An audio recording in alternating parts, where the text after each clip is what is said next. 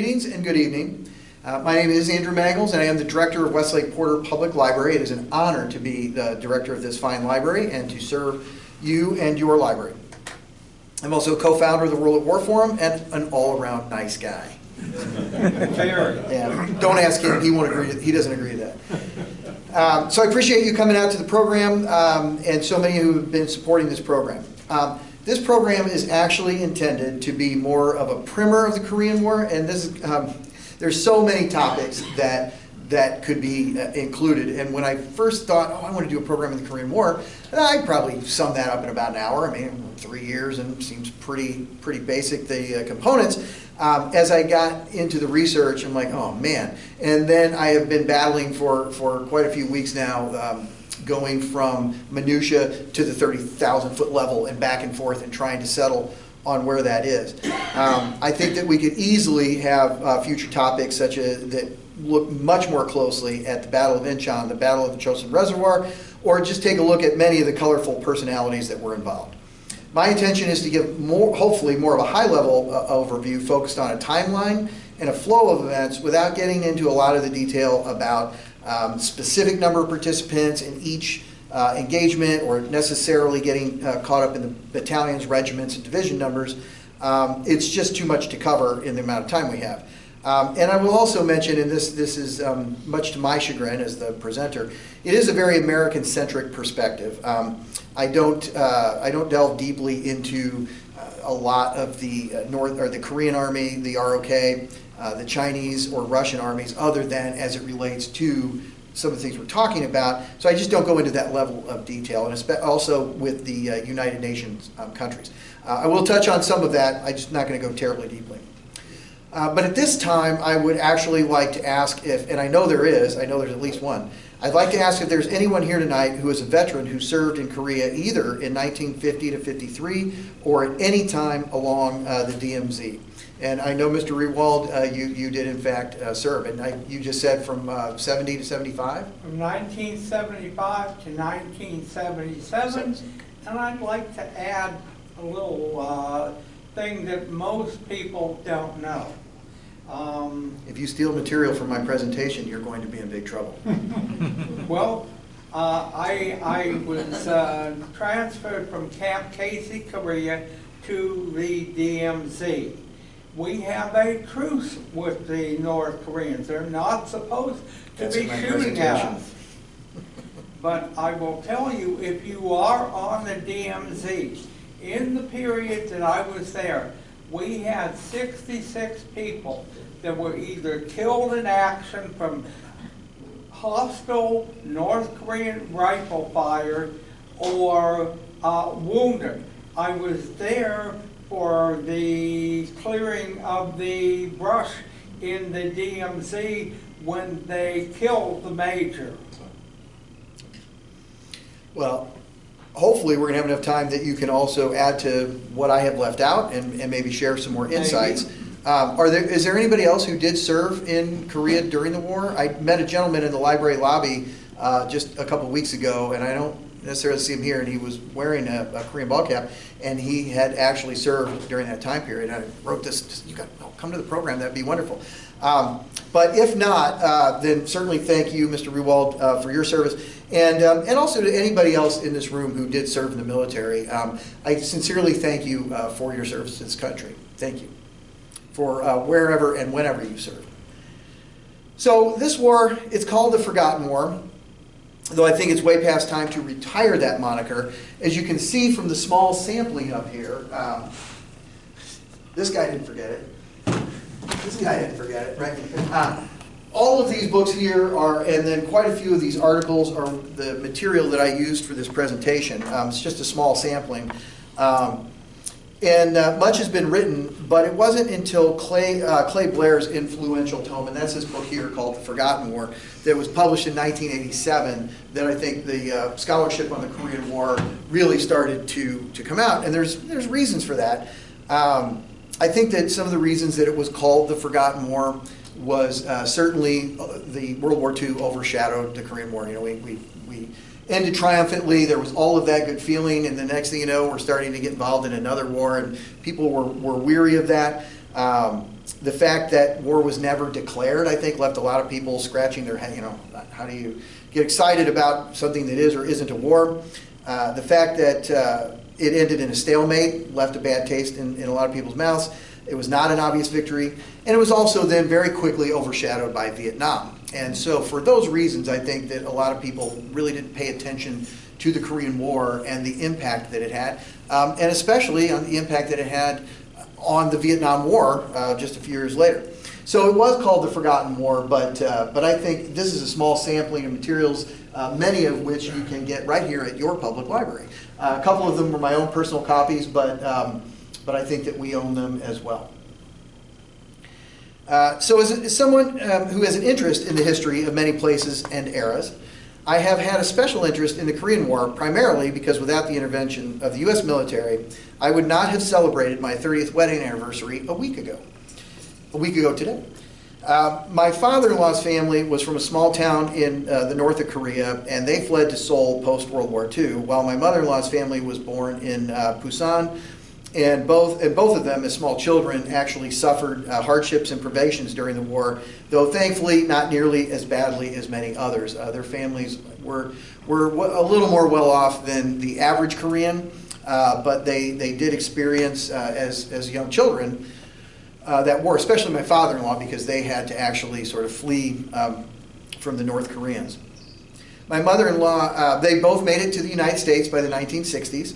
My mother-in-law, who does live in Kansas City, has done a lot over the decades. I've been, as I mentioned, married 30 years, and over those years I've watched my mother-in-law in the Kansas City area continually thank veterans and support. She is a classical musician, and she would do concerts in Johnson County that would raise money for scholarships for students who were in the military, but also to support veterans who have served. So she's done a lot to thank and honor American service personnel for their role in saving South Korea, and again, I thank you as well. So with that, let's start taking a look at what's going on here. America in the 1950s. Think back, it was the good old days, right? So the population was 152 million compared to the 336 we have today. The top movie was Father of the Bride. The top song, Harry Lime Theme from The Thin Man, and I have to confess, the only reason I know The Thin Man is because, everybody here? It's a common crossword puzzle clue, right? The dog is Asta, right? Yeah. A gallon of gas costs 27 cents. Minimum wage was 75 cents. The average income $3,200.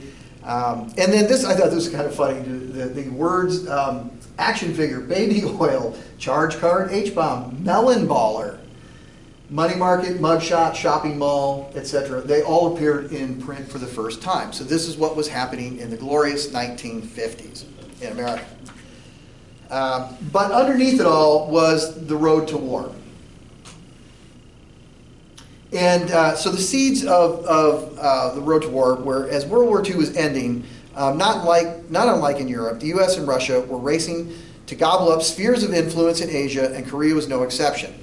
Korea had been under Japanese control from 1905 to 1945, and after their surrender, it was a bit of a free-for-all as many competing interests and factions started vying for post-war control. So that included communist, anarchists, democracy proponents, and so forth. They were all vying for control. And behind that, you had the Russians that were staking out the north of Korea, primarily because they share a border. Even though it's slight, there's a little bit of a border there. That was their interest, and because the Russians were looking at North Korea, needless to say, were looking at South Korea. And so even though the Russians had a more immediate interest, the United States' involvement was a direct response to them giving aid to the North. But even as the various groups in the North and South jockeyed for position, a decision was made in 1945 to divide Korea at the 38th parallel. Now this was done, and this is kind of mind-blowing, all this time it was very of low importance to Washington, the Department of Defense, Department of State, and so it was assigned to two junior officers, one Charles Bonesteel, but also a young Dean Rusk. And apparently they pulled out a National Geographic map, looked at Korea and said, boom, there, that's where we're going to divide. Even though it didn't necessarily make a lot of sense. On a map it looked good, boom, the 38th parallel.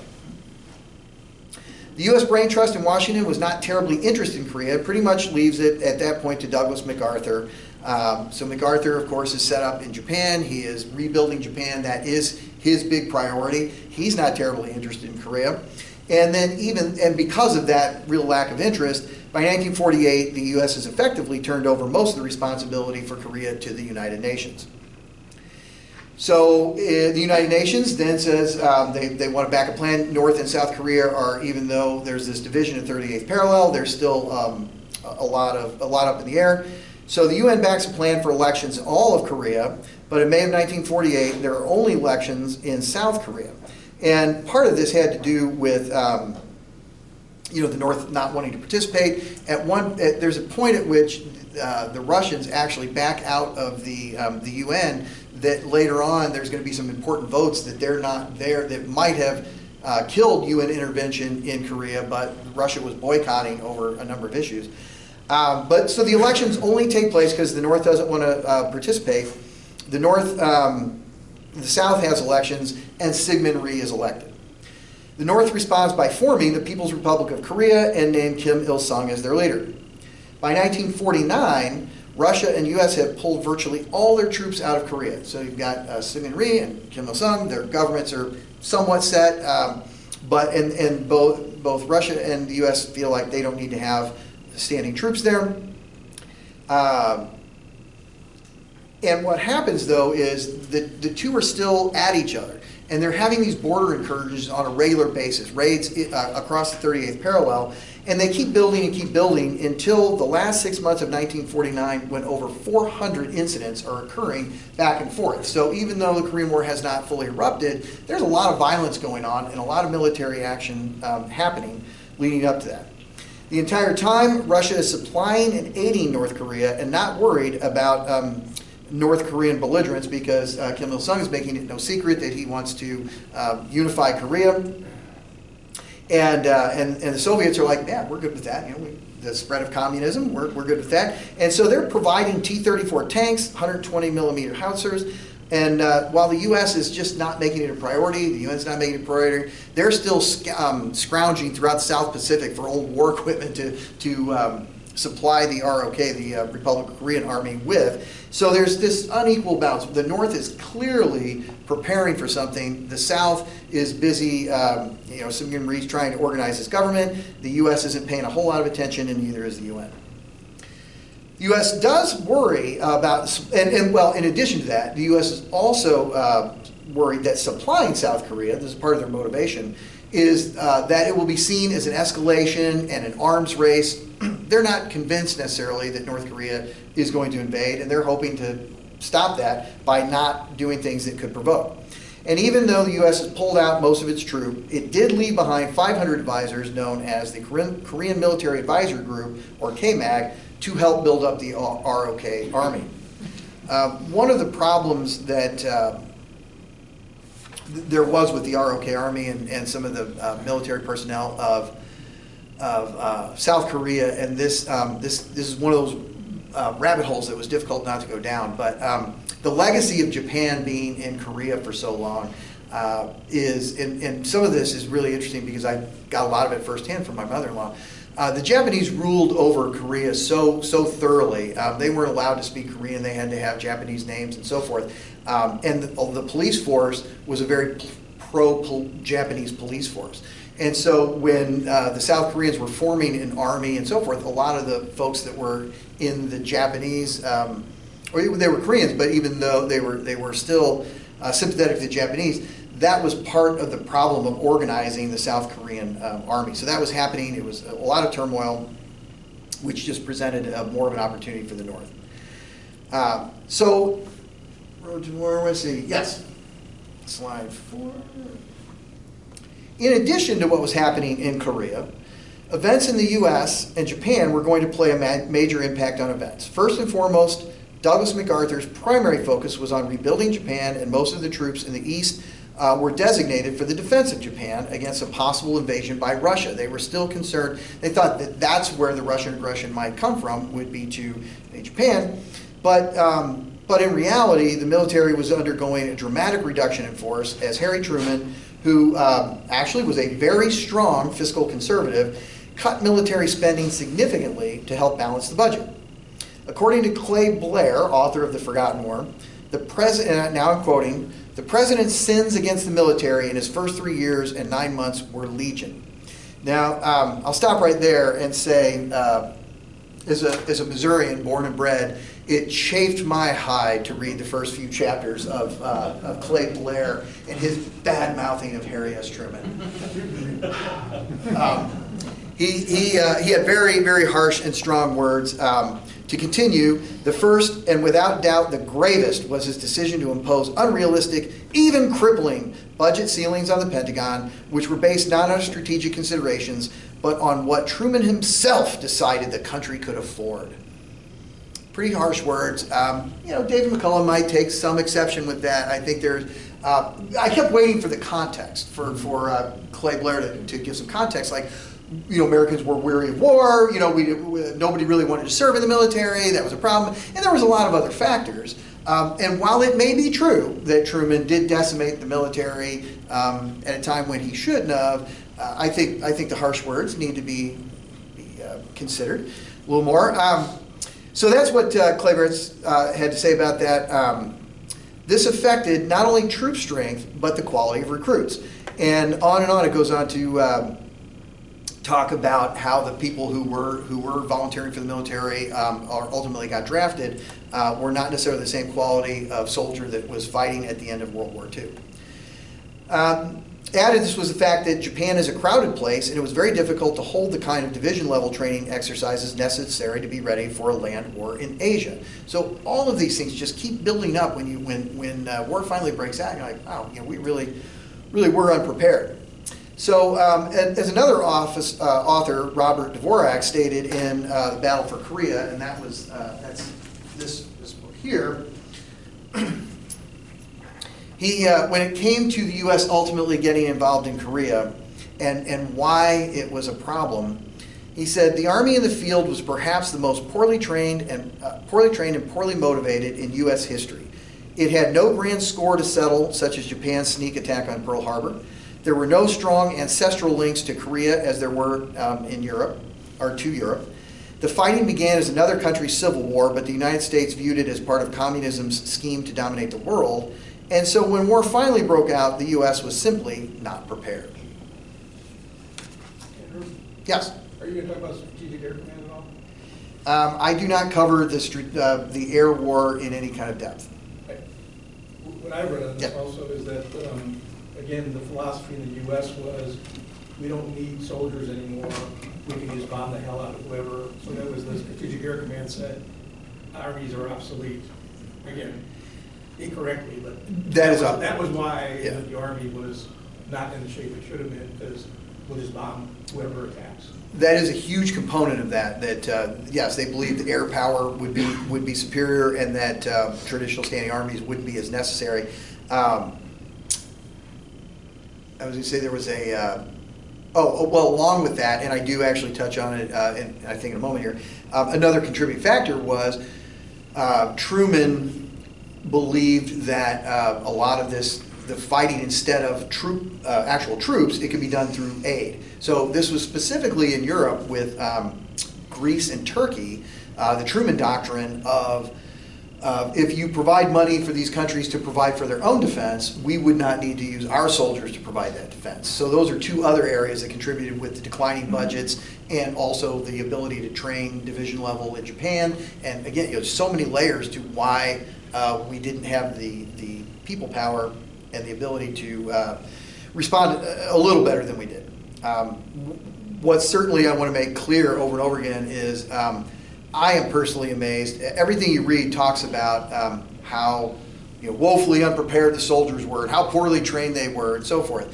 But once we start going through this timeline, I continue to be blown away at, if that's true, we got over there pretty fast and really put up a very strong fight and changed the course of the war very, very quickly. So, those things may be true, but the American soldier also rose to the occasion very quickly. So I want to talk a little bit about the Korean leadership because ultimately this was, as that previous quote said, to a certain degree, ultimately was a civil war between the two countries. It also was a proxy war for the U.S. and Russia. I think and ultimately China. I think that's true, but at its heart, Syngman Rhee was a nationalist and wanted a strong, unified country under a democracy, even though he didn't really live up to that himself. And Kim Il-sung certainly wanted to have a unified country under communism. Syngman Rhee was born in Korea in 1875 and for the most part grew up in Seoul. He did wind up attending an American Methodist school where he converted to Christianity and learned English. Korea has always been prone to being under the influence of both the Chinese and Japanese, and as an activist for Korean independence, Syngman Rhee was imprisoned for supposedly being involved in an assassination attempt of King Kojong. After he was released, he moved to the United States, and it was called being in exile, and completed degrees including a BA from George Washington University, a master's from Harvard, and a PhD from Princeton. Pretty impressive. But after a brief 1910 to 12 return to Korea, he then moved to Hawaii, and in 1919, following the Japanese suppression of the March 1st movement, he joined the right-leaning Korean Provisional Government in exile in Shanghai. From 18 to 24, he served as the first president of the Korean Provisional Government until he was impeached in 1925. He then returned to the United States where he advocated and fundraised for Korean independence. In 1939, he moved to Washington, D.C.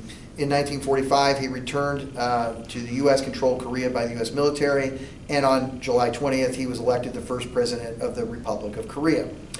To just skip forward a little bit, throughout his tenure, the South Korean government was characterized by authoritarianism, limited economic development, and in the late 1950s, growing political instability and public opposition.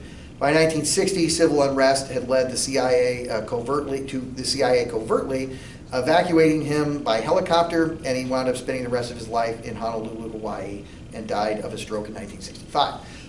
But the fact is, when you go back and you think about how little the U.S. was actually interested in Korea, and this guy was somebody who was well educated, spoke English, he was always lobbying on behalf of Korea, and to a certain degree, the people in Washington were like, this guy, he's our guy. I mean, once they committed to Syngman Rhee, and whether, I don't go into any detail whether there were other viable candidates, somebody who would have been less corrupt than Syngman Rhee or more qualified for the job, but the fact of the matter is he is who the U.S.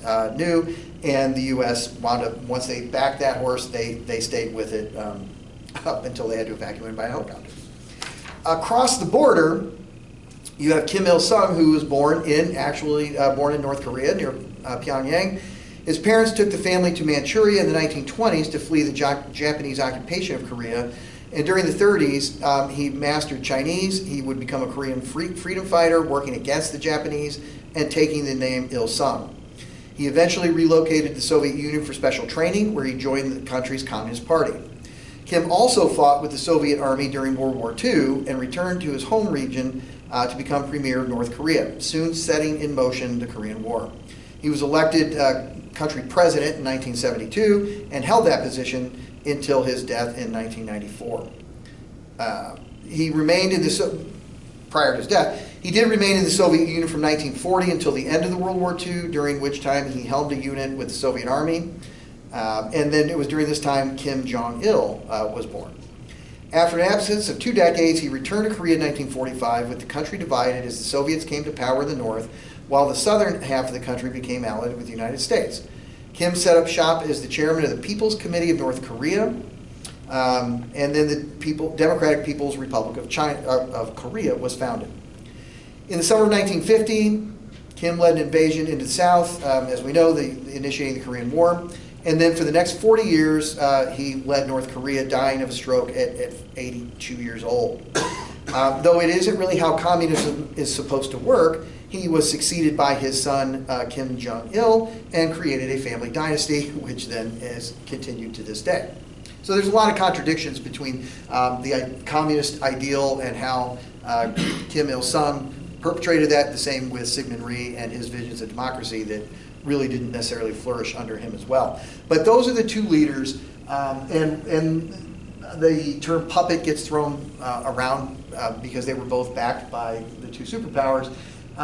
Kim Il-sung never really saw himself, I don't think, as a puppet. He was very independent and clashed with both Joseph Stalin and Mao Zedong. He had to rely on them to a certain degree because he needed the materials and the support and so forth. But he was the one that ultimately decides, well, he wanted to invade the South, and he really felt like he couldn't until he got permission, but it was his idea, and he waited till he got the full backing of the Soviet Union at that point.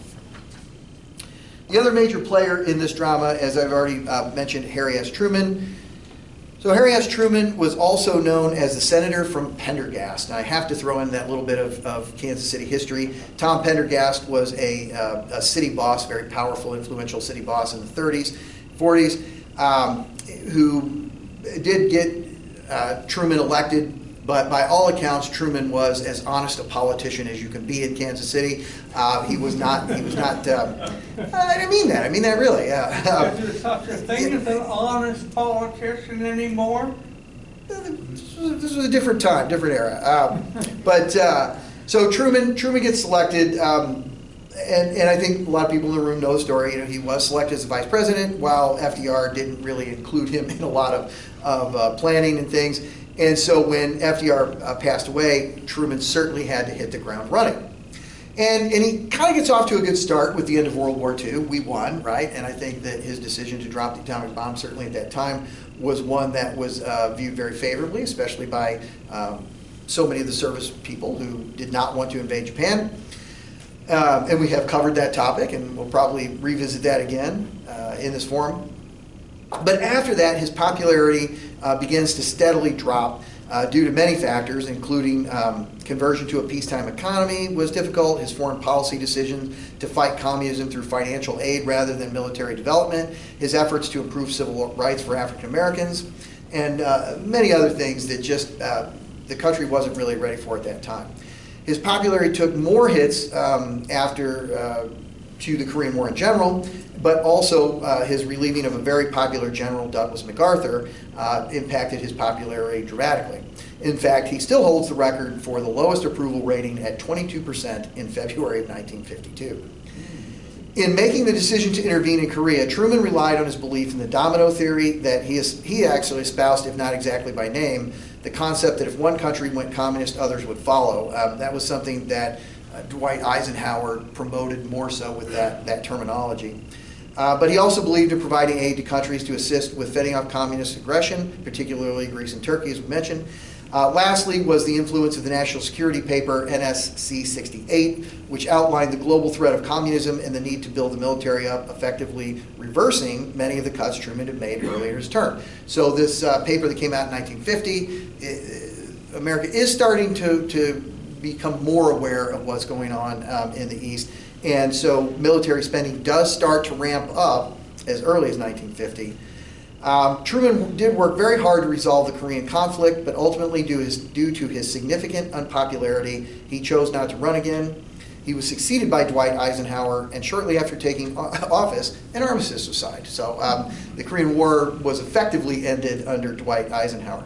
We're going to hopefully, we'll get there. We'll get to talking about some of the things that in the treaty negotiations that on one hand held them up, but things that Truman really believed in strongly that prolonged them, that ultimately were, I think, a good thing. Over time, a reassessment of Harry Truman's presidency has landed him in the top 10 in many polls and rankings of best presidents. Truman died in 1972 at age 88 in Kansas City, Missouri. So now we're going to get to the actual start of the war, where the players are set. There's a whole bunch of other players, and again, this is very tough for me to not go into detail with names like Dean Acheson, Louis Jordan, and so many of the others that played pivotal roles. And just because we don't have 3 hours tonight, these are things that I feel might come up in questions or things that people can add. We have time. But ultimately what happens on June 25th, 1950, North Korea invades South Korea. Kim Il-sung gives the green light to head south. When the invasion began at dawn, while the invasion began at dawn with an artillery barrage, It actually wasn't until 11 a.m. that North Korea announced via radio that they had officially declared war on South Korea. But even then, throughout the day, the Americans weren't entirely sure what was happening, with one officer saying there had been no intelligence reports of troop movements or concentrations of supplies, such as would be needed for a real campaign on the North Korean side. Also, the rainy season is just starting, and the season is the worst of the year for troop operations. So they weren't expecting it, and this is going to be a theme throughout the whole first year of the war, and certainly as long as it was led by Douglas MacArthur. And we're going to get to Douglas MacArthur soon enough, but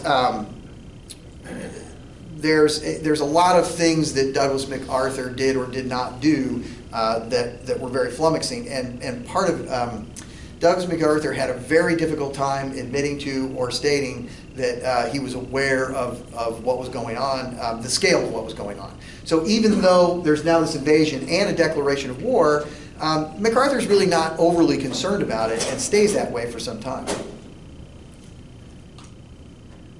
A few days later, so while the U.S. and UN did respond quickly, it was clear over the next few days that they were taken a bit by surprise. It wasn't until 4 days later that the term police action is used by Truman to define the U.S. involvement. Now, this was one of those rabbit holes that I went down that I found fascinating, and I think it's one of those areas where a lot of times when you read history and you read the same sentence over and over and over again, and you just go, oh, that must be kind of what happened. And that sentence being that Harry Truman called it a police action, and then you're kind of left to surmise why he called it a police action. Why didn't Truman declare war? And I didn't find a lot of these sources that went into any great detail about that. They just, it was called a police action. Let's move on. However, and the rabbit hole it sent me down was this really super interesting book that I got through our service, Search Ohio, by the way. One Step from the White House about William Nolan, senator from California.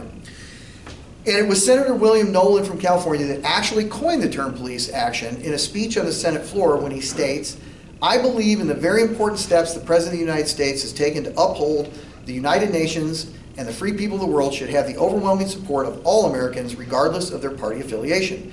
The action this government is taking is a police action against a violator of the law of nations under the Charter of the United Nations."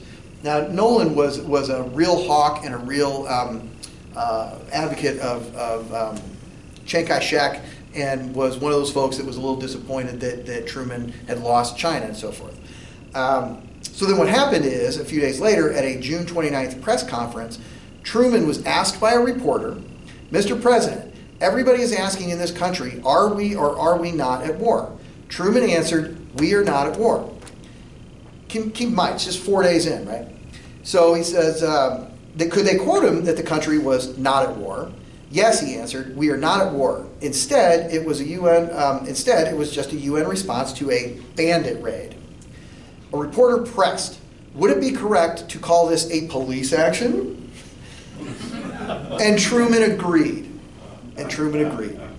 So, and one of the quotes, one of the books I think said, probably to his everlasting, horror that he actually sort of agreed with that. So the notion that Truman came up with this phrase and called it a police action and somehow promoted it as that, he did stick with the term. He did stick with the term. It was used, and we can talk about that. But Mr. Rewald, you're dying here. What's going on? All right. My understanding when I was over there, the reason he called it a police action, if he had called it a war, he would have had to get the approval of Congress. You're taking my material again. Okay? But since he called it a police action, he could use executive authority as the commander-in-chief to commit our people without the approval of Congress. It was simply a label change in order to enable him to do something they felt necessary, because he didn't think he had the political capital at that time, due to his low approval, to get approval through Congress. So, why didn't Truman go to Congress for a declaration of war? Your points are on point, even though there was probably more than enough support to get one. And that's key, is that it wasn't that the Congress wouldn't necessarily have approved it. It's just that there were many Republicans who thought Truman lost China, and were strong supporters of Chiang Kai-shek and Formosa. Truman was afraid if he brought the Korean question forward, Congress might get caught up in debating the China-Formosa situation, and this would cause a major delay in getting aid to Korea. So it's tied up, and this is the part that is, I think, easily glossed over about if you only look at the Korean War in the context of the Korean War and not pay attention to what was going on around. Chiang Kai-shek had just really lost. China was, Mao Zedong was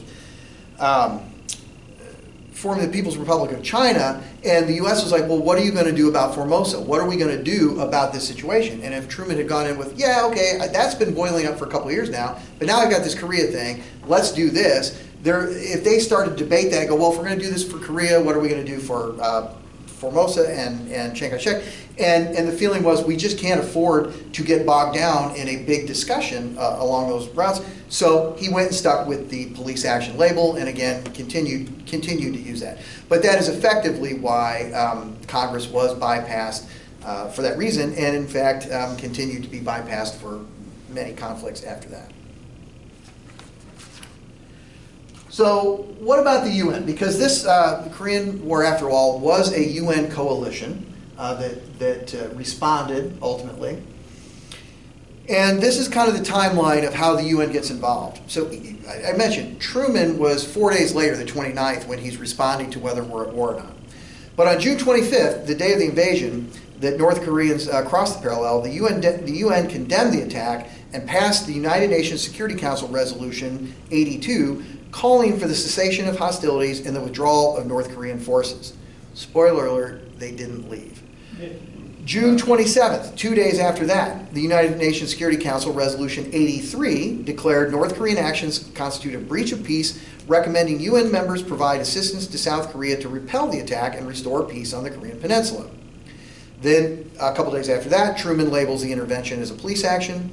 And then it took till July 7th, but Resolution 84 finally passes, in which it authorizes the United States to lead the UN coalition. So you need to keep in mind, in the UN Security Council, we know that the major players there, they have vetoes that, it takes one veto and those things don't pass. China was not a member of the United Nations at that point, and Russia was boycotting for a variety of other reasons, so they weren't there to vote down these resolutions either. Now, I did read somewhere where they suspect that Joseph Stalin was probably just fine with not, by hastening that, it meant that the U.S. was now going to get involved essentially in a land war in Asia, and that could potentially distract them from, don't look over here in Europe, what we're doing. So it was in certain ways in Russia's interests that the U.S. did get involved at that level, but that is the reason that there was no UN vote by Russia to forestall those from being passed. This is where I don't get into a lot of detail on the UN coalition and throughout, and it's not fair because there was a lot of amazing soldiers from other countries that really stood up and made a difference in so many battles. But when you start to look at the numbers, there were 22 countries that either contributed combat forces or medical assistance or support in some way to South Korea under the United Nations flag. There were 16 that actually provided combat troops. The largest being the Republic of Korea at almost 590, almost 600,000 troops. The United States at 302,000. The next UN member participating is the United Kingdom at 14,000 troops, and then from there it goes down into 4 digits with Canada at 6,000 down to Luxembourg at 44. So Netherlands 819. So it's not a lot of troops, but that is not to discount the role that they played and the fact that it was a United Nations response. When later on, when I get to the casualty numbers, I think all told, the number of casualties for the UN troops, not including the United States and the Republic of Korea, was a total of 4,000, which is, I never mean to diminish a single casualty, but as a percentage of the people who were killed or injured, it is a very small amount. So my focus again here is a little more centric on America.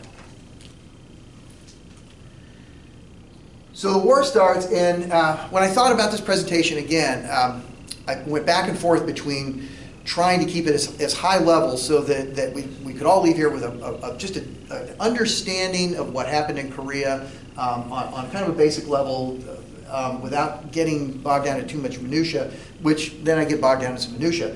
But for now, probably the easiest way to visualize, this map really does help visualize Korea very simply and easily.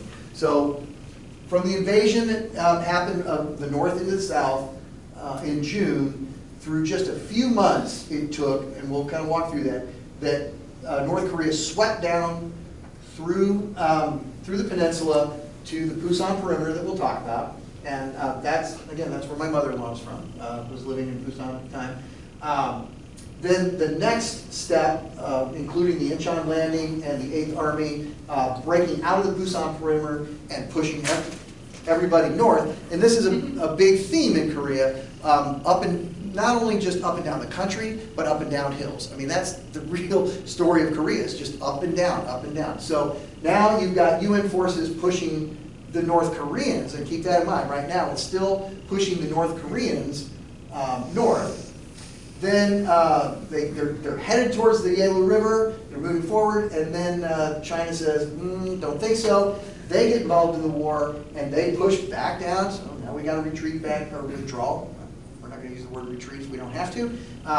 We're going to go down, we get back below the 30th parallel, and then UN pushes back, gets above the 38th parallel, and then it's stalemate. So invasion, counterattack, Chinese intervention, stalemate, and armistice. Now the word stalemate, as we're going to hear a little bit about, is a little misleading, because while it feels like the Korean War in a 3-year period, and it was almost exactly 3 years. At some point I think I mentioned it was 3 years, 1 month, and 2 days before the armistice, is a lot of what we think about Korea happened in that first year.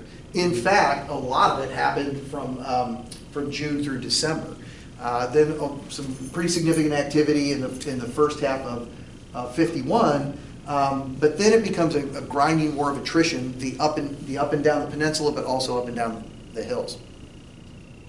So this map here is really just the easiest visual way to think about how the war progressed in Korea over 3 years.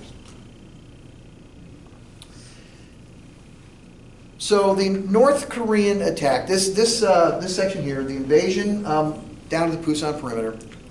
The North Korean attack begins with a heavy mortar and artillery barrage, which not everyone realized immediately was the start of a major invasion and not just another border skirmish. In only 3 days of fighting, Seoul falls after being defended primarily by ROK, the Republic of Korea troops. The plan was to make, for the North Koreans, was to make a mad dash south along the main north-south road between Seoul and Pusan. And I will say that I have used the spelling with the P. Current spelling is now B. It's spelled with a B. And though I don't speak Korean, I think that the consonant there is somewhere in between a B and a P. So I will refer to it as the Pusan perimeter. You won't see that spelled that way, but there are also many cities that are on a map of Korea from some of these older materials where the names of the cities aren't quite the same or are spelled quite the same. The plan was to make this mad dash and get all the way down to Pusan and occupy the entire country before the U.S. could get involved. And they came darn close to doing that. However, after taking Seoul so quickly, and all along the way, these little things that add up, the North Korean People's Army paused for 5 days to resupply and cross the Han River, which each day of delay was a day for the U.S. and the UN to get troops and supplies into Korea. So the immediate response from the U.S. was to form Task Force Smith, and there's a whole lot, like every step along the way I kept thinking, boy, I could spend an hour talking about this. You know, when MacArthur gets the phone call and General Dean calls up Brad Smith and says, hey, you know, pack up, you're going to Korea, and he's in Korea within 6 hours, and it can get very detailed. But Brad Smith was part of the 24th Division, and they sent him and some of the regiments of the 24th Division to get there as quickly as possible, try and get up north near Pyeongtaek to blunt the advance of the North Korean People's Army and buy time until the rest of the 24th and the 25th could get there, and more men and supplies. And all throughout the first part of the war, American leadership consistently underestimated the strength and professionalism of the North Korean People's Army.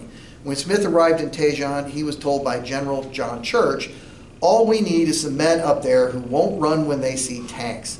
Church went on to tell the reporters, "We will hurl back the North Koreans," and I love this, "if the Ruskies intervene," and I hadn't heard the term Ruskies in a while, but, and if the Ruskies intervene, we will hurl them back too.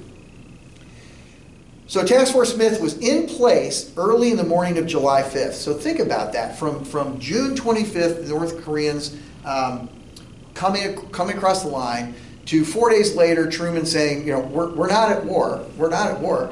And by July 7th, by July 5th, Task Force Smith was in place in the morning near Osan, 28 miles south of Seoul. The U.S. Army's first shot of the war happened at 8:16 on July 5th, and then things immediately went downhill. The task force was comprised of only 540 men against 5,000 North Koreans. In addition to being severely understrength and with poorly trained and motivated soldiers, they did not have the equipment they needed either. In particular, because the North Koreans came barreling across in the Soviet T-34 tanks in particular, Task Force Smith had no landmines and were equipped with 2.36-inch bazookas that did virtually no damage to these tanks. They also, it gets into detail about how they had these special heat missiles that they only had 6 of them total. And so when this assault is coming down here, they're firing their bazookas, and the bazookas are just, shells are bouncing off the tanks. Even the heat missiles really didn't do much. There was only 6 of them, and they just didn't do a lot.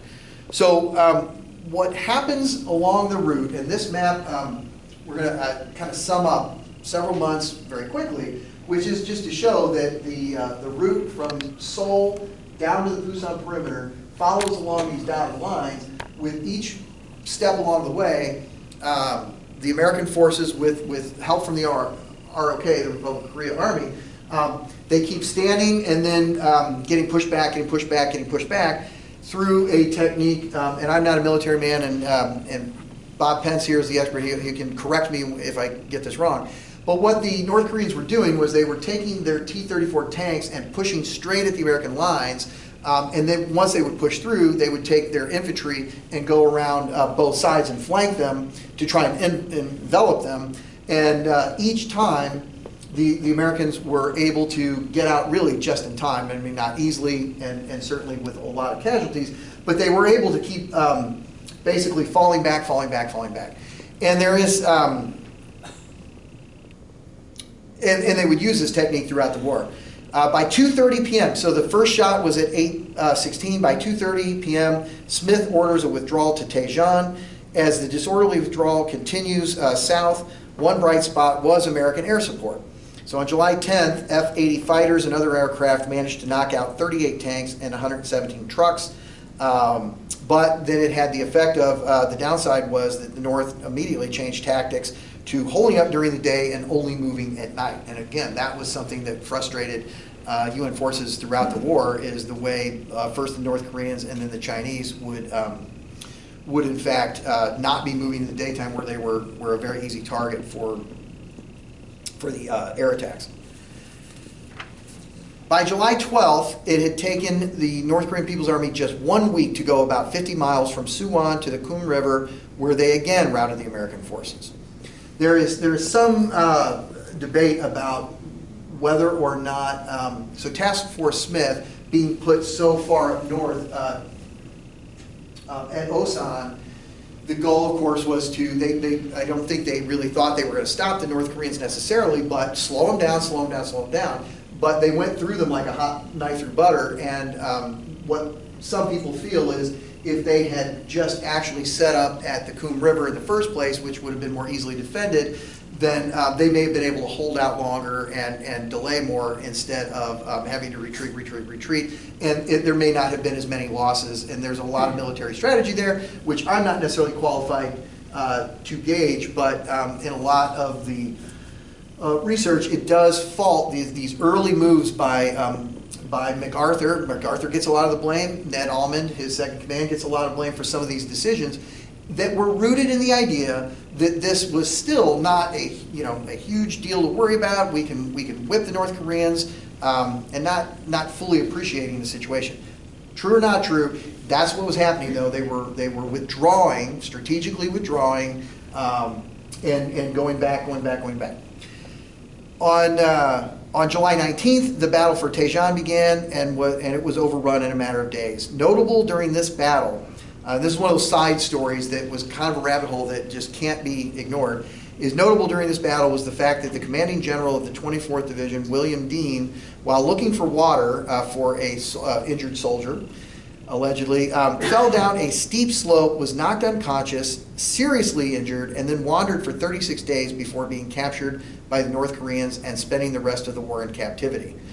He did, however, win the Medal of Honor for his defense of Taejon. So it's just a really interesting story of one of the generals during that time period. As U.S. and ROK forces kept being pushed back, they finally settled behind the Naktong River, and on July 31st, with Major General Walton Walker, commander of the 8th Army, declaring, "There will be no more retreating, withdrawal, readjustment of lines, or whatever you call it. There are no lines behind which we can retreat. This is not going to be a Dunkirk or a Bataan." And when I read that, I kind of paused for a minute and thought, I wonder how that played in Japan with a certain commander. And it was, in fact, well known that Walton Walker and Douglas MacArthur didn't get along. They didn't like each other. I don't know if that was meant as a specific dig or not, but I read that and went, wow, this is not going to be another Bataan. To continue the quote, "A retreat to Busan would result in one of the great butcheries in history. We must fight to the end. We must fight as a team. If some of us die, we will die fighting together." So now they're holed up in the Busan perimeter, right? The 8th Army's down here, holed up. And what's happening though during this entire period is U.S. forces are getting their act together. They are getting materials. They're streaming in by the tens of thousands into the Busan perimeter. And another theme that in this racing up and down Korea, on both sides that it strikes me, is that part of the reason they were going back and forth is that each army would overextend its line. They would get going, they'd get way down there, they would overextend their lines and spread out across the country. Then they would be vulnerable to being attacked, so then they would regroup and retreat. So in this particular case, it really helped that instead of trying to defend all the way across the peninsula, as they got back down, it meant they had a smaller area to defend. They still had the port, so materials were able to come in, and that's ultimately what allowed them to help the breakout and move back north. But the key, as most people know, and this is part when you think about the first year of war, probably outside of the Chosun Reservoir, the landing at Incheon is in fact the most notable period of the Korean War, or battle. And so in order to take the pressure off 8th Army and cut the North Korean supply lines, MacArthur settles on a landing in Incheon. But this is one of those moments where I'm going to go ahead and praise author Clay Blair, right, the guy who trashed Truman, because there's two kinds of people in the world. There's those people who love Douglas MacArthur and the people who don't like Douglas MacArthur. And I find it really interesting. My mother-in-law is somebody who absolutely, Douglas MacArthur is her hero. For her, he saved South Korea. He saved her country, and I can absolutely understand that. I tend to, my reading of it is that Douglas MacArthur made a lot of mistakes in his career, and a lot of those mistakes were detrimental to the people under his command, and so forth. And so was he a genius? Was he not a genius? Again, an entire topic all of its own that would be kind of fun to have. But according to Clay Blair, Incheon was neither a brilliant or extraordinary concept and could be classified as standard Army doctrine for peninsular warfare. He also cites Donald McBee Curtis as the author of a Pentagon plan known as SL-17, which called out a potential landing at Incheon. In fact, I think Donald Curtis basically said he got the idea from me. I didn't read anything that proved that Douglas MacArthur. I read a lot of things about how he has claimed that he stood, at a certain point and inspiration. He saw it all like a vision burnt across the clouds. But in fact, there's no reason to suspect that he would not have seen a copy of SL-17, which was written prior to the invasion. And so it had to have been at least in his mind that a landing at Incheon was possible. Moreover, the plan to land at Incheon wasn't exactly a secret, leading to some people who feel that if you can't be good, you should at least be lucky in that category.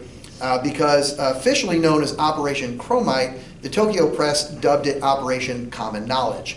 And it was extremely likely that China had warned North Korea, but Kim Il-sung ignored the warning. He wasn't the only one that could be blinded by what was really possible. But he ignored the warning and probably bought, because there was a diversion that was created 105 miles to the south in Kunsan that was meant to kind of draw attention away, even though I suspect they knew that something was up when the bombardment started 5 or 6 days before the actual landing.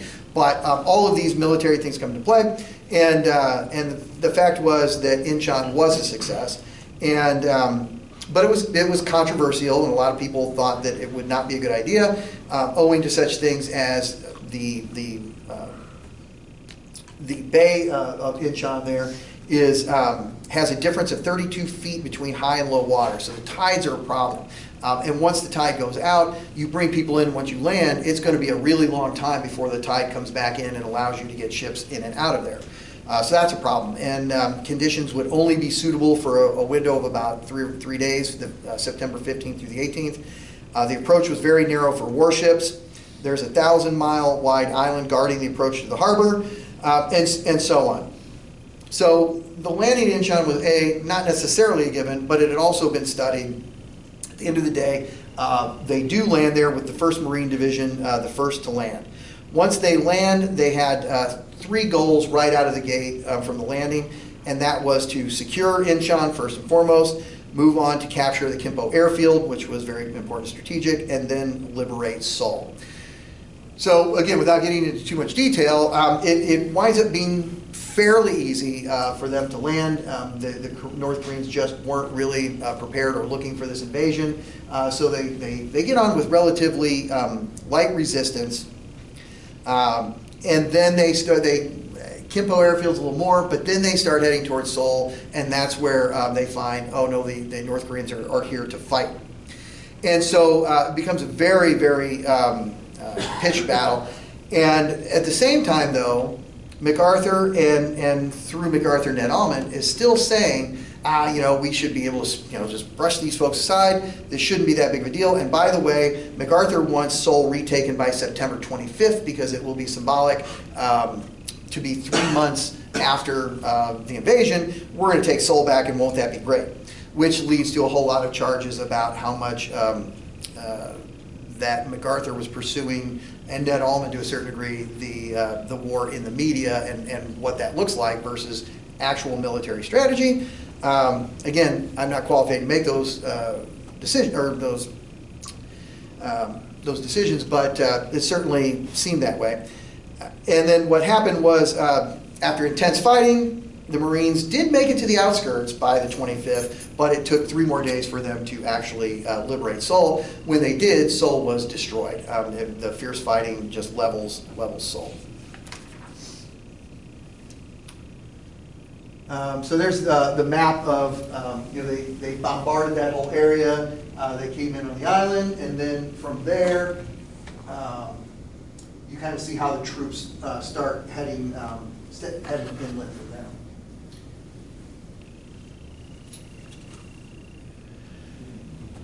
Now, this is the point where after this happens, and it's already 8:05, we're gonna have to start moving through this war pretty quickly, and we're getting to the point where the Chinese are going to start getting involved, After Incheon, MacArthur was given a directive that he could pursue and destroy the North Koreans as long as the Russians and Chinese didn't get involved. So this means going above the 38th parallel, which there was a lot of, from the very beginning, right? MacArthur wanted just to conquer, you know, all the way to the Yalu River and be done with it. Whereas Truman, you know, was a little more like, you know, the 38th parallel is pretty good. We're not trying to start World War III here, and this tug and pull, differences of opinion ultimately are going to cause a problem for one of the two. We'll find out who later. But at this point, the Chinese aren't involved, but they're saying, you don't come north of the 38th parallel because we don't want you on our border. Korea's a buffer for us. We don't want you on the border. And the Chinese had sent word, because remember, they're not a member of the UN at this point, so they send word through the Indian delegation to the US not to cross back over the 38th parallel or else. And Truman, in this case, doesn't really believe them. So it's not necessarily MacArthur. At this point, Truman just doesn't think China's getting involved. They've got their hands full setting up their People's Republic and Formosa and all that. He doesn't really think the Chinese are going to come across the border. So the UN troops keep moving north with Walton Walker's 8th Army moving up the west, while 10 Corps and the 1st Marine Division are headed up the east towards the Chosin Reservoir, because that's going to be the next big thing that a lot of people know and remember about the Korean War. When Truman and MacArthur, during that time period, so now we're moving on towards the fall, Truman and MacArthur meet on Wake Island on October 15th, and you just kind of had to think about that meeting, right, where Truman, because that's a big deal. Truman went to see MacArthur instead of MacArthur coming to see Truman. I mean, this is one of the reasons I like Harry S. Truman. And Truman was like, yeah, protocol, he should be coming to me, but you know what? We got a job to do, so fine, I'll go see Truman. They meet at Wake Island, and while they're there, Truman asks him about the possibility of Chinese involvement, and there's every reason to believe that MacArthur should have known, or did or should have known, that the Chinese were going to be involved, because around this time, the UN forces are starting to capture soldiers, and some of them look to be Chinese, and they start to interrogate them, and they're like, yeah, there's 10,000 more of us over there.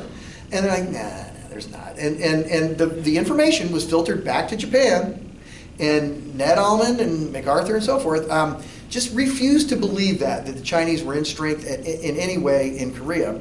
And so when Truman asks him about the possibility of Chinese involvement, MacArthur says, very little chance of the Chinese getting involved. So the troops keep pushing towards the Yalu, not knowing that the Chinese had moved 150,000 troops into Korea. So he said, well, how did they get 150,000 troops without being seen? But the fact is, remember, they're moving at night where the aircraft can't spot them. And with the hilly and mountainous terrain of Korea, there are just many, many places where you can hide that many troops and not be seen. So Ned Almond is pushing and pushing and pushing to get to the big thing was, we've got to get to the Yalu River. We just have to get there under all circumstances. And so they're pushing the 1st Marines, and I believe it's the 7th Army Division, is to the east, while the Marines are going to the west around Chosin Reservoir, with the base at Haru-ri at the bottom of the reservoir. And I'm not going to necessarily do the Chosin Reservoir the service that it has deserved, but on November 25th, what the Chinese and North Koreans were doing was, as these forces are moving up here, the Chinese could have attacked at any time, but their technique was, keep coming, a little bit further, stretch out your supply lines, separate a little bit more, and then we're going to attack and envelop you. And that was their plan. So on November 25th, Chinese forces were able to stop the 8th Army. Well, in the meantime, they were going north. The 8th Army was going to come over. They were all going to link up. But what 10 Corps doesn't know is that the 8th Army gets stopped and actually has to withdraw. So there isn't going to be a meetup anyway. They're still around the reservoir. And oh, by the way, it is the coldest winter in Korea on record for the previous 10 years and maybe longer. At one point, and each source you read has different figures, but as low as 36 degrees below Fahrenheit with a wind chill of 70 degrees. It was cold. It was cold. So they're out there, they're hanging out there, they're going along, and Marine Commander Oliver P. Smith is just not digging this at all. He knows this isn't right. He's making his objections, but Allman is forthright. You must go. You got to keep going. You got to keep going. So on November 27th, two Marine regiments start the attack actually out of Yudan-Ri, but are quickly hit hard by the Chinese forces. So now the Chinese are finally hitting back, and by the 28th, the Chinese have effectively cut off and surrounded UN forces on both sides of the reservoir, and those forces realize they need to break through and get to Haga-Ri if they hope to survive. Now this is where we enter one Chesty Puller. Now Chesty Puller has been on site already, but this is where I introduced Chesty Puller, one of the most famous Marines of all time. And if you got to have a nickname and a last name like that, and you're a Marine, Chesty Puller is just about as good as it gets, right? And so at one point, Chesty Puller was led to say, all right, they're on our left, they're on our right, they're in front of us, they're behind us. They can't get away this time. And Oliver Smith, I believe Major General Oliver Smith, also said, when questioned about whether they were retreating, and many sources debate exactly how he said it or the exact quote, but he said, in effect, Oliver Smith said, retreat, hell, we're just attacking in another direction. And the very notion that if you are surrounded, any direction you go isn't really a retreat, you're by definition going to be attacking. I like that a lot. And again, I also like the way a lot of times the word withdrawal is used instead of retreat. Because what these soldiers were facing,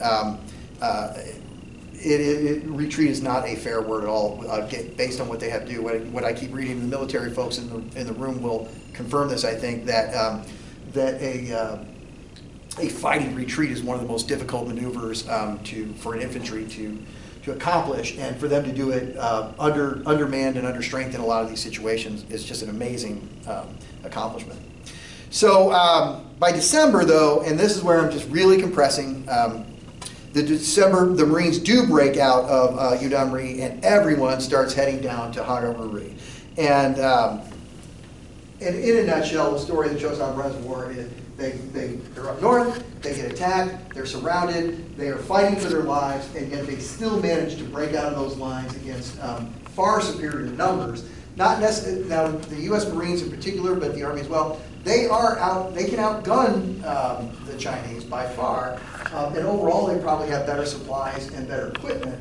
But because of the cold, you had a couple things going on. For the Chinese, they were known for these quilted uniforms that were meant to try and keep them warm, but they wore on their feet canvas shoes. And the reason they wore those canvas shoes was primarily for stealth. They wanted to be quiet. And underneath all of this, of course, is the notion that the Chinese leadership had put no value on the Chinese soldier at all. In fact, they were willing, they were more than willing for 100,000 of you to die in the great cause. They were just tools to do a job, where clearly American soldiers don't view it that way, or American military doesn't view it that way. So they didn't really care that they had canvas shoes and that they would get frostbite or any of that. It was more important to be stealthy as they attacked. So they weren't particularly well clad, well fed, or well kept. And on the American side, one of the things that really plagued the Army was their feet, which is true in a lot of battle situations, and it's true in Vietnam where it's hot and humid, but also in Korea where it was cold, because what would happen, they had these things called shoe packs that were what they wore on their feet that had felt liners in them that were designed ostensibly to soak up the foot sweat so that your feet wouldn't freeze, but all that wound up happening is that would freeze, and then they were walking on cakes of ice, and so the shoe packs were not particularly helpful or well liked. These were the miserable conditions in which they were fighting. For those that had gloves, and I think that at least with Americans, they did have winter clothing, but the gloves, they found they couldn't fire their rifles unless they cut the finger off the trigger finger to be able to fire. Of course, then you risk your finger sticking to the trigger. Just misery compounded upon misery compounded. The only, not really a plus, but because of the weather, a lot of soldiers survived because their wounds froze and they did not bleed to death. So to the degree that is a positive. Just miserable, miserable conditions, fighting their way out and then eventually to the coast to get out of there. So this is now the counteroffensive and the Chinese pushing back, pushing the 8th Army, the 10th Corps back down past the 38th parallel. So to sum up the Battle of Chosun Reservoir, U.S. 10 Corps and Republic of Korea I Corps reported 10,495 casualties during the fighting around Chosun. And the brutal cold added another 7,388 Marines to the list as non-battle casualties. On the Chinese side, the losses were significant as well. While estimates do vary, historians now believe that the Chinese suffered 19,202 combat casualties and an additional 28,900 non-combat casualties. This was a force, I believe the Chinese army that came down towards the Chosun Reservoir was a force of about 120,000 soldiers, against about 5,000 U.S. soldiers. So. More. What did I say, 120? I think it's more like 150, 175. I saw 120 to 130, but yeah, it was a ton. It was a lot. Yeah. Can we agree on that? Yeah. Yeah. Just like one little thing, that was an entire Chinese army group, and their terminology is different. But these guys had been sitting across the Formosa Straits waiting to invade Taiwan until they were called north. And so they went from the equivalent of Columbus, Ohio climate to Nome, Alaska, and then had to attack. Okay, and so here I am thinking that, boy, I hope I have enough material, and it's getting nigh on 8:30 here. I've got so much more good stuff. But I want to, so I just pictures of those quotes with, I mean, look at Chesty Puller. Does he not look like a Marine? Or at least what I think a Marine looks like. Interesting thing about those two guys, even though their personalities were different, Chesty Puller being a little bit more sort of outgoing and demonstrative, O.P. Smith, they were both actually very well-educated men that enjoyed reading and enjoyed reading a wide variety of things. They were very well-educated men, and they shared that in common. And I think they both also shared a everlasting disdain for Ned Almond. And I feel like I could have read about Ned Almond for years, and most of it is fairly negative about Ned Almond and in his role in Korea. But he was also, he served in World War II. There's a lot of folks that will speak highly of the things he does. Again, that could be an entire program on its own. But these two men were not fond of Ned Almond and what Ned Almond was asking him to do. To be fair, Ned Almond had, I hate to use a crass phrase, but just had his nose near Douglas MacArthur and really was carrying out the wishes of Douglas MacArthur. So then we go to, let's talk about Douglas MacArthur, and this is where I digress for a fun fact. That MacArthur got his pipes from the Missouri Meerschaum Company in Washington, Missouri, the reigning corncob pipe capital of the world, which also happens to be my hometown, just for what it's worth. And to this day, if you find yourself in Washington, Missouri, just a short drive, about 40 miles outside of St. Louis, Missouri, you can tour the Meerschaum Corncob Pipe Factory. It is a fabulous tour, and I highly recommend it. So when we come to Douglas MacArthur, and the Battle of Chosun is nearing the end of the year, and what you have happening from there over the next couple months is you have this fighting where the 8th Army's retreating. They've obviously withdrawn from the Chosun Reservoir, and the Chinese are pushing everybody back down below the 38th parallel. So that's the Chinese intervention. Along the way, Douglas MacArthur, let's talk about him briefly. Put plainly, MacArthur wanted full reign to remove the communist threat from Korea, and for that matter, China by any means necessary, including nuclear weapons, while Truman was trying to keep things from escalating into World War III. As stated in a cable to the British ambassador in Washington from their foreign secretary, our principal difficulty is General MacArthur. His policy is different from the policy of the UN. He seems to want war with China. We do not. It is no exaggeration to say that by his public utterances, he has weakened public confidence in this country and in Western Europe in the quality of American political judgment and leadership.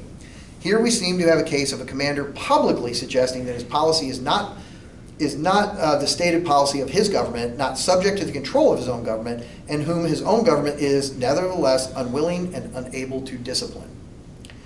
That said, Truman had been wanting to do something about MacArthur for some time, and finally, with the full consensus of the Joint Chiefs of Staff, relieved MacArthur of command in mid-April of 1951. Unfortunately, the firing did not go well because MacArthur was supposed to be informed in person.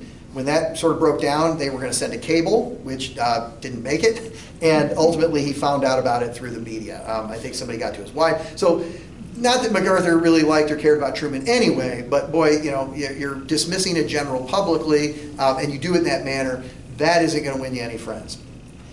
But ultimately, the JCS came to the conclusion that it wasn't as much about military strategy for dismissing MacArthur as it was the public's perception that the military did not report to a civilian change of command that swayed them to Truman's side, because there was debate about whether or not, which is an interesting thing about Truman that I did not mention. One of the, depending on how you look at it, strong suits or knocks against Truman is he was a decision maker. Truman was somebody who gathered as much information as he could, and then he made a decision. He above all, abhorred not making a decision. And sometimes that's not a good thing, because not making a decision is making a decision. But Truman liked to sort of get things off his desk and make decisions. But he did so with input and advice. So his model was to hear everybody's opinion, but as we all know, the buck stops here. He would take all that information and ultimately make a decision. So the Joint Chiefs weren't necessarily in accord, and eventually they got there, and that's what allowed Truman to make the dismissal. Whether or not one adheres to Truman or MacArthur's vision of how things should have progressed, General Omar Bradley stated in a Senate hearing about extending the war to China, frankly, in the opinion of the Joint Chiefs of Staff, this strategy would involve us in the wrong war, at the wrong place, at the wrong time, and with the wrong enemy. And with that, MacArthur was out, and General Matthew Ridgway was in as commander of the UN forces. There was something else about Truman. MacArthur was not actually dismissed for insubordination officially. I mean, I think that's clear. That's what it was about. But if he had been charged with insubordination, then that would have allowed him to be court-martialed, in which case he would have had a platform through a court-martial to appeal that decision and so forth, which is what happened to Billy Mitchell, I think in 1925. And Truman certainly didn't want that. So, you know, he basically said, I'm just simply relieving him of his command, and insubordination was not the charge. So during this time period, actually before Ridgway is appointed head of all of the UN forces, in that fighting in the beginning of 1951, Walton Walker is actually killed in a Jeep accident, not unlike, so one of Walton Walker's mentors was General Patton, who died in a Jeep accident. Walton Walker also dies in a Jeep accident, and then Matthew Ridgway takes over 8th Army before he ultimately succeeds MacArthur in Korea. So all of this is happening into the summer of 1951, where stalemate starts to take place, right? After that first full year of battle, stalemate implies that not much was happening, but the last 2 years of the war were brutal in every respect. Battles like Bloody Ridge, Heartbreak Ridge, Old Baldy, and Pork Chop Hill were an endless series of artillery bombardments, followed by charges up the hill, often only to occupy for a few hours before being pushed off to regroup and charge back up the hill later. So this is when the first attempts at negotiations begin to settle this dispute in 1951, and they were, a quote was, they were almost as bruising as combat itself. And primarily on the North Korean side, that just, you know, wanted to pick apart every issue, and you know, they weren't necessarily really interested in solving things. But the main sticking point at that time was the UN forces had secured territory beyond the 38th parallels. We talked, they kind of pushed up a little bit beyond in the counteroffensive, and they felt this was a much better demarcation line then the 38th parallel, which was arbitrary from a map from the National Geographic. The North would not agree to this and wanted to go back to the status quo. And so after a month and a half, the communists just ended the negotiations. August and September saw the battles of Bloody Ridge and Heartbreak Ridge. At Bloody Ridge, approximately 15,000 North Koreans were killed, wounded, or captured, while the number for the UN forces was 2,700. By October, the mounting casualties helped nudge the North Koreans back to the table, and negotiations began again on October 25th. The bargaining gained some momentum when North Korea agreed to a ceasefire at the current line rather than 38, so they kind of gave on that point. And the UN conceded on other issues, but the talks just kept dragging on and on and on, and they ultimately failed. So the first attempt at ending the war in 1951 fails. In the meantime, what we have is this, and this is where I'll speed it up a little bit to get to the punchline, find out what really happened here. These battles are taking place, and as I mentioned at the beginning of the war, it seemed to be racing up and down the country. In the next part of the phase of the war, it was racing up and down hills with not necessarily any strategic battle. And at one point, the order of battle was kill as many people as you can. That's the objective. It's not necessarily even the hill. It's just kill as many soldiers as you possibly can. By January of 1953, there's a couple of big changes that make a big difference. 1953, Dwight Eisenhower is elected as the new president, as Harry Truman, realizing his unpopularity, did not run. And then Joseph Stalin dies in March and sets off a power struggle for control of Russia, which means that a little locus of control there over North Korea is in question. According to an article by the United States Army's Center of Military History, the convergence of these events, the death of Stalin, the ascension of Eisenhower, and the growing desire on the part of all sides to find a way out of a seemingly unending and unprofitable conflict created an environment conducive to a settlement of the Korean imbroglio. By April, both sides were back at the table, and with the North agreeing to move, and so now in the second round of negotiations, this was the big deal that I have a lot of respect for Truman on. And that is that the issue of repatriation. So, okay, if we cease fire, you have prisoners, we have prisoners. Up until this point, anytime there was a prisoner exchange, you would send your prisoners back to them, and they would send.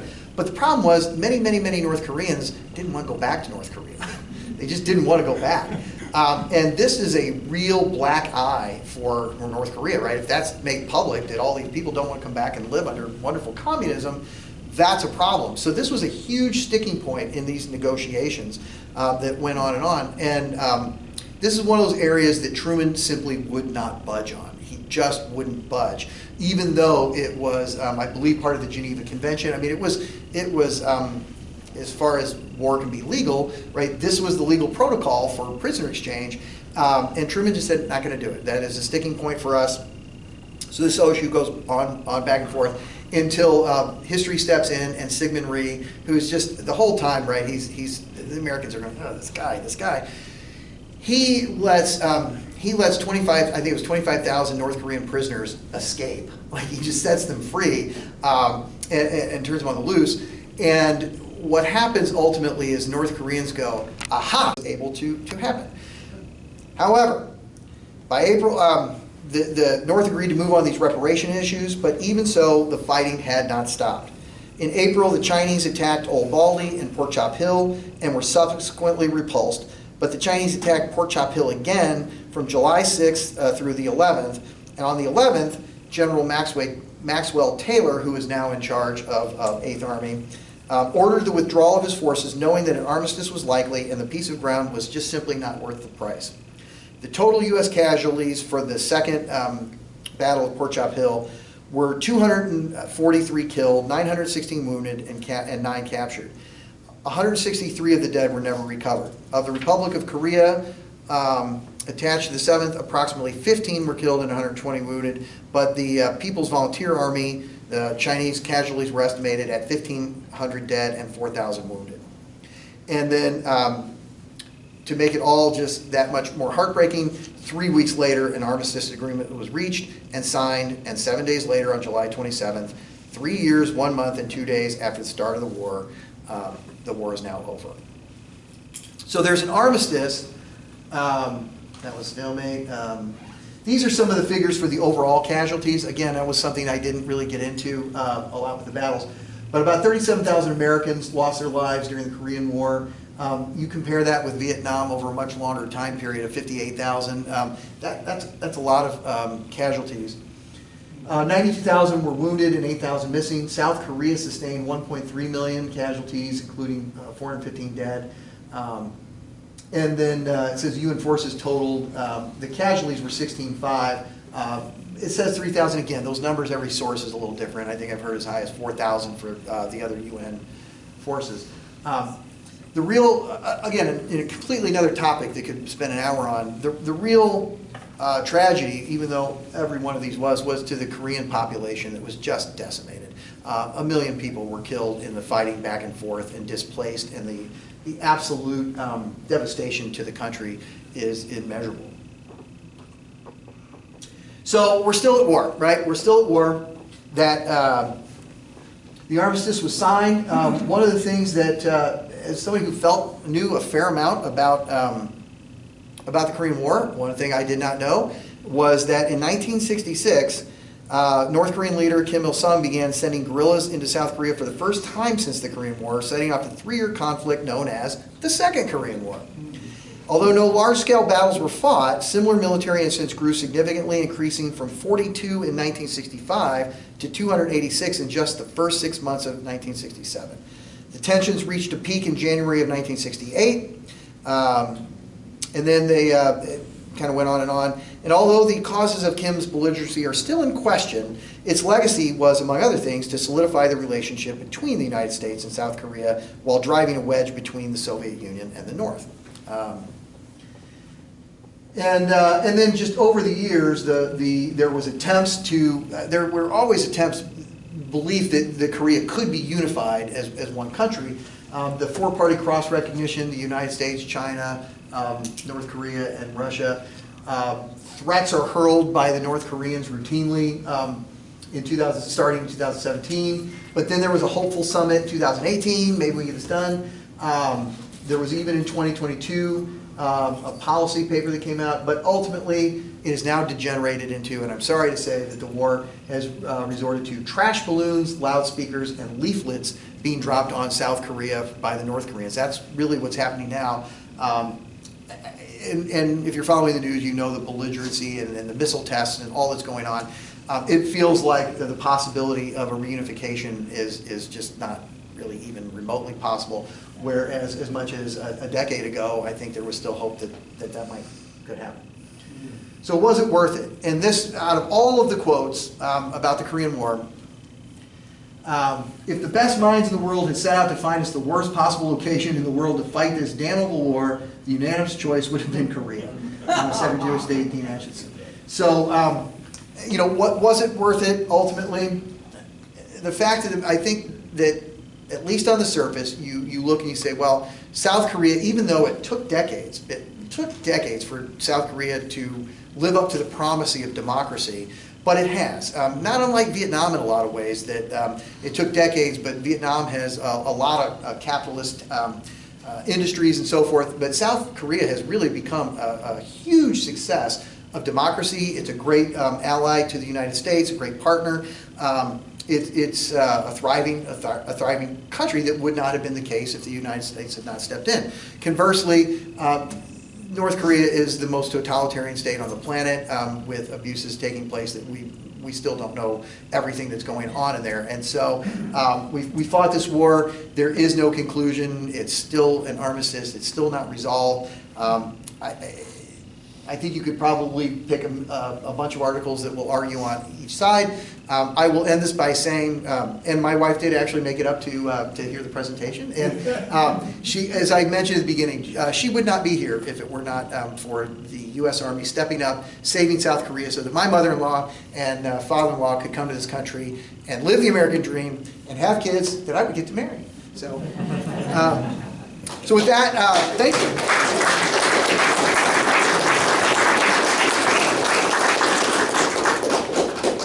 I will say that we do have time for questions for me and the crowd, because there's probably a lot of experts here who probably have some insights and can help answer questions as well. But we'll open it up now. Yeah. I was there in 68 to 69. I never heard of the Second Korean War. Really? Yeah. I never heard of it either. It was in a article that yeah. Pretty peaceful one. Yeah. I think as Mr. Rewald has said, that along the DMZ, there is always, it continues to be shots being taken back and forth. I think that I think what I cited was 200 and something incidents, which probably in the grand scheme of things is not a ton, but it was enough of an escalation to apparently give it a label. But I just thought that was kind of interesting. I'd never heard of it either. But Bob, maybe you know. Just a book I would recommend by Jeff Shara, who is the son of Michael Shara, who did Mangels. Yeah. He's done one on the Korean War called The Frozen Hours, Yeah. which goes through the Chosin Reservoir battle. And it's a very good novel-type history book. It is Easy excellent. read and very enjoyable. It is excellent. I did that one on audio, and it is actually fantastic because, as you know, and I'm going to dog on old Clay Blair here again. This is not necessarily it's a little impenetrable, right? This is scholarly work that sometimes is tough to get through when you're just trying to find the that's what this was supposed to be about. Like, how do you get to the essence of what happened in the Korean War without getting bogged down in division and regiments and troop strength and this and that? But you just kind of want to know that novel is historically accurate and does a wonderful job of capturing that battle. Yeah, thanks, Bob. What else?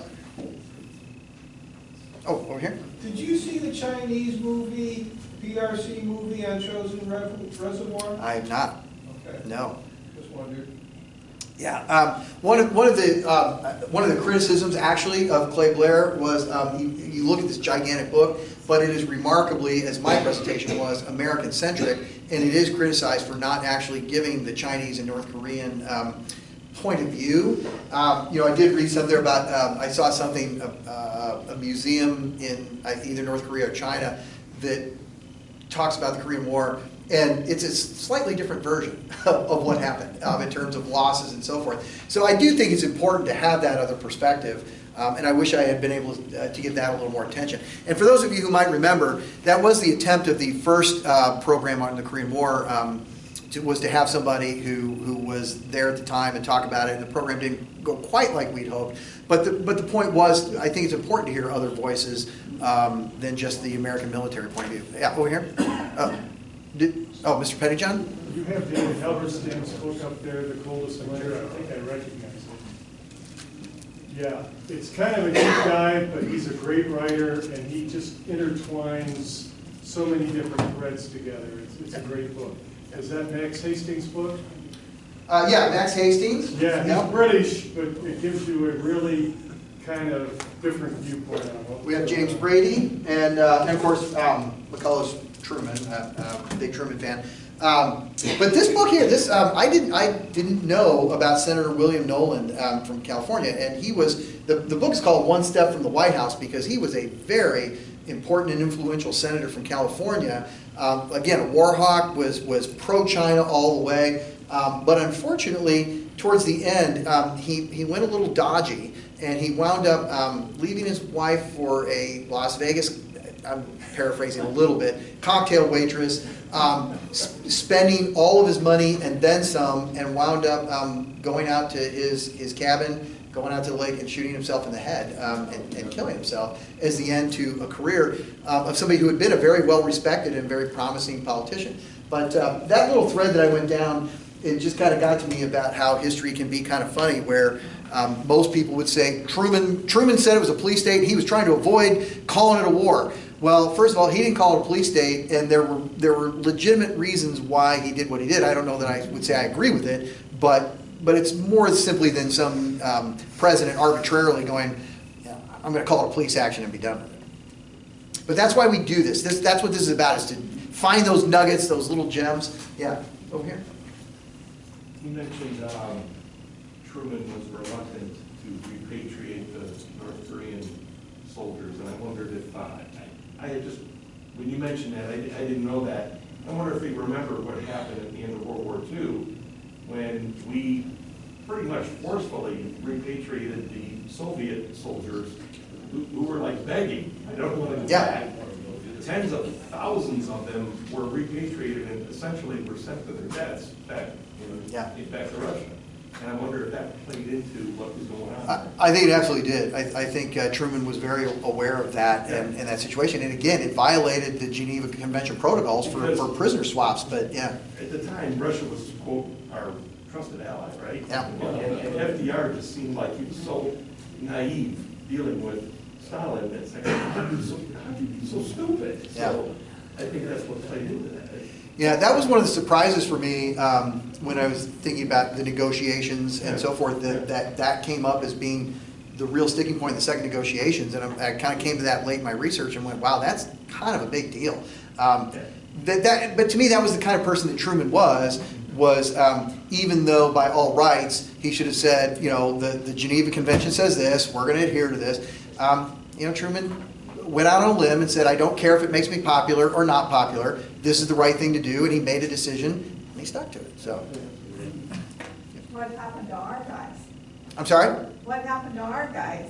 Well, the prisoners were repatriated to the South. I don't know about all of them. Certainly North Korea didn't play fair. Of course, the way the North Koreans treated prisoners of war, that would be an entire session about, you notice that the whole presentation I never mentioned the term brainwashing.